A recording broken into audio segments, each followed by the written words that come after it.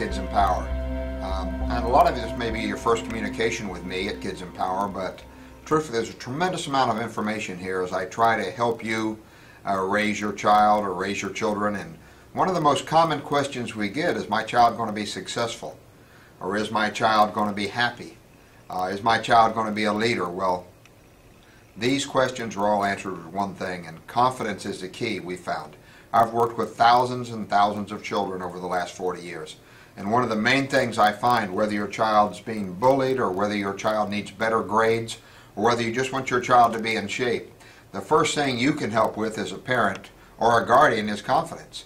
And it's not, some people are naturally confident, I know, but it's a learned skill, and it's 5 things you can really do to enhance your child's confidence, and they'll last them a lifetime. Now, you can always come to Kids Empower and get more help and get all of our great reports on different things, but let me tell you, if you'll just practice these 5 things with your child, of course, number 1 may simply be that it's never too early to start, because you can't wait till your child's already reinforced all the negative behavior and now you're starting at a real late age. I'd start as soon as possible. And the 5 things are, first off, is their posture.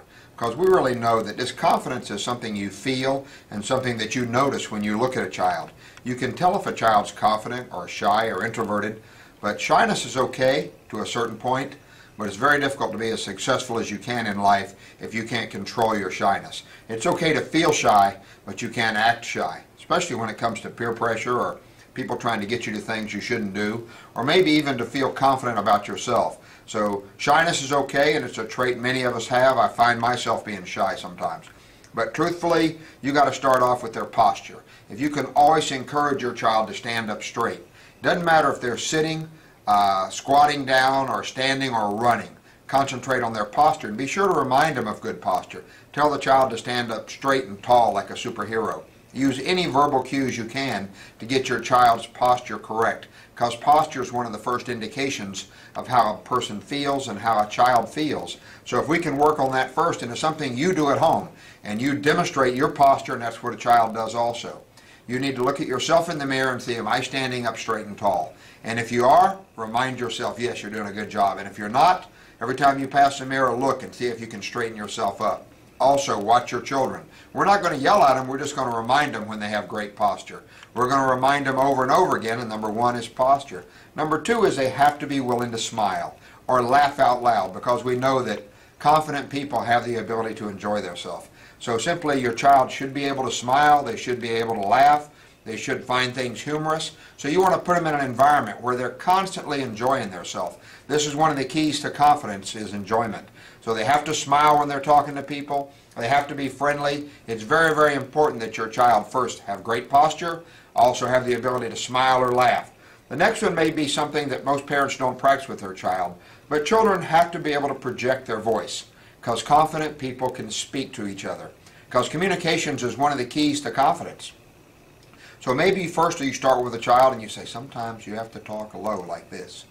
And then you move a child back and say, sometimes in order to communicate, we have to talk a little bit louder. And then you may get way across the room, and instead of telling children to shut up all the time, maybe we need to tell them, okay, now we need to project our voice and talk louder. Stand up straight, smile, and project your voice back and forth. And work with the distance with your son or daughter. Now, these little lessons seem silly, I know.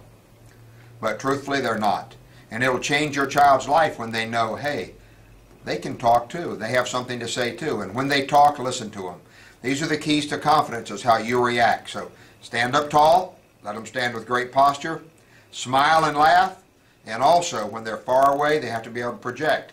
They can't talk in a shy voice all the time, except when it's appropriate. So if we'll practice those 3 types of talking, real low for in restaurants, or real low when it's a private conversation, and a little louder when we're projecting, now we'll teach our child to project their voice. Next is, I know it seems silly to teach a 3-year-old to introduce herself and have a great handshake, but all famous and confident people have the ability to introduce themselves to other people. So this lesson should start at home. Now, there's a lot of places to get this lesson, but truthfully, nobody teaches this.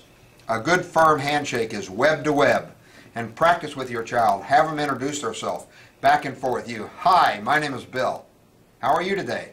And have your child project everything we talked about in the handshake. And the last thing is, let them try new things.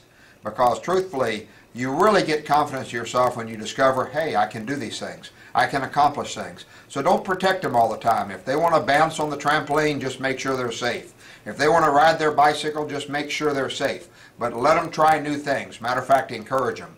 If you'll do these 5 things and then tell them how great they're doing as they're going through the process, you'll change your child's life. Now, somebody said, well, my child's 3, my child's 5, my child's 6. Why do I need to change their life now?